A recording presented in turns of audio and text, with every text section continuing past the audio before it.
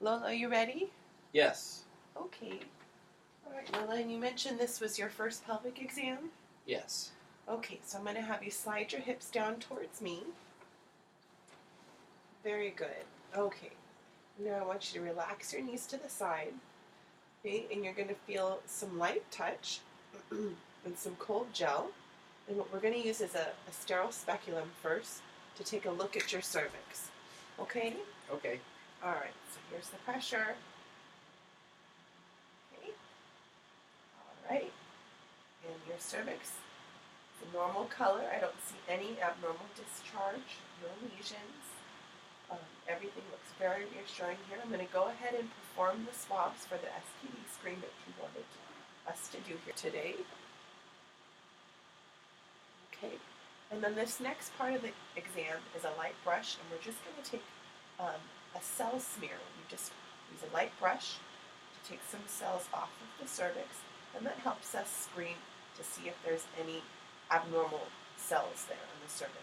It's a screening that we do to detect any risk for cancer developing in the future, so we can catch things early. Okay? All right. Are you doing okay? Yes. All right, so we're all done with that exam, and it's normal. Take a deep breath and exhale. Very good. It's normal to have some light brown spotting or dark brown spotting after this exam. We're going to now palpate and feel for the size of your uterus and make sure there's no abnormalities or masses. Okay, and this is your uterus right here. Okay, it's a normal size, it's not enlarged. Any tenderness here? Any pain? Very good. Okay, and I don't feel any masses or enlargement of the ovaries. Okay, and we're all done with your pelvic exam. You can bring your legs down and the extend table here for you. Have you ever performed a breast exam at home? No. Okay, so would you like us to do one today? Yes. Okay, all right. So what you're going to do is you're going to lift one end behind your head, okay, and I would come around the other side of the table here, and you want to start, no, you're okay. You're going to start here in the axilla, okay. There are lymph nodes even in this section of your breast that you want to feel for any development of lumps or bumps, and even behind the areola and nipple. You can do a zigzag pattern like I'm doing on this side.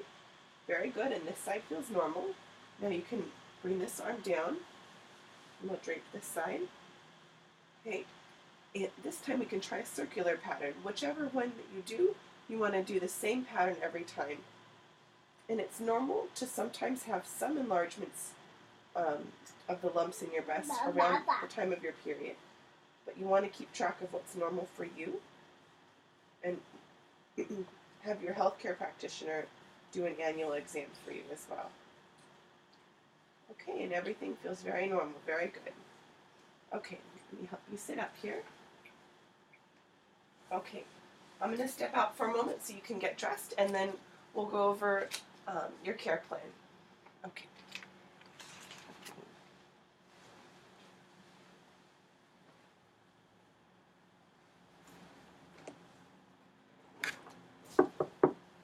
Lola, Yes. are you ready for me? Yes. Okay. All right, Lola. So from what I understood in our discussion earlier today, you were interested in the Plan B emergency contraceptive Yes. to prevent pregnancy. Okay, so I've written a prescription for you. The medication is called Plan B, or levonorgestrel. It's a 1.5 milligram tablet that you take once. Okay, I can write the prescription. We can even fill it for you here today. Sometimes this medication can cause nausea, vomiting, breast tenderness, headache, or dizziness. If any of those problems occur, they're normal and they should resolve within a day or two.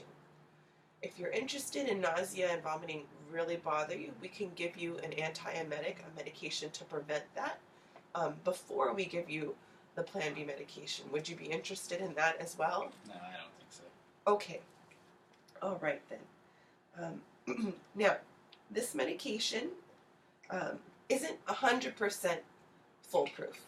So there is a small margin of error where it's possible that you could still become pregnant if the medication doesn't work. If you do not have a period in the next 3 weeks, or you have a period that is short and light, that's less than 2 days, we want you to come back in so we can do a pregnancy test. Okay? And then at that time, you can decide whether you would like, if you are pregnant, to terminate, and we can discuss those options, or whether you want to continue the pregnancy. Perhaps maybe you'll feel differently at that time. Or there's also programs that we have even for adoption. So we can go over all your options should anything else change. But the medication is very likely to work since it's been less than 72 hours. The medication's even effective up to 5 days. Okay, do you have any questions about the medicine? Are there any more serious side effects than nausea or vomiting? No, there are no more serious side effects. This medication works very similar to the birth control pill that you're already taking, but it doesn't have any estrogens or estradiol in it. So it should have less risk of nausea and vomiting and side effects that you had with your birth control pills that you were taking before. I'd also like to see you, if everything goes well and you have a normal period and you're not pregnant, we'd like you to come back again so we can offer you more counseling about contraceptives. You mentioned it was difficult to remember to take the oral birth control pill, so we can discuss other options. They have implantations they can do under the skin. We have an intrauterine device that sits in the uterus, and those methods don't require you to take a medication daily. It's something that you could check up on annually even, or every 6 months, depending on what your preference is. Okay? And some of those medication options, they have their advantages and disadvantages. Some of them help to alleviate menstrual cramps or lighten your menstrual flow, while others have a faster resolution for the event that you do want to get pregnant later. So it's a lot to discuss. I think it would be good if you came back and we had a chance to talk some more. Does that sound good to you? Okay. All right. In addition, I'd like you to be taking some daily supplements and vitamins. We recommend that women of your age, childbearing years, take a folic acid supplement of 400 to 800 micrograms a day. I'll write that on your prescription as well. We also recommend calcium daily.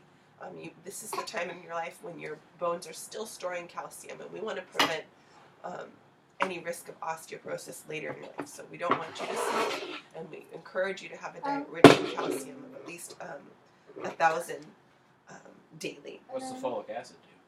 Folic acid is a supplement that helps prevent anemia, and also in the chance that you do become pregnant, it helps prevent the birth defects. It promotes good neural development. And we also recommend vitamin D supplements of 400 IUs daily as well. And that's a good carcinogen or anti-carcinogenic supplement. I get what you're saying. Okay. Other things that you are already doing that we discussed is to eat a healthy diet rich in essential acids like omega-3s.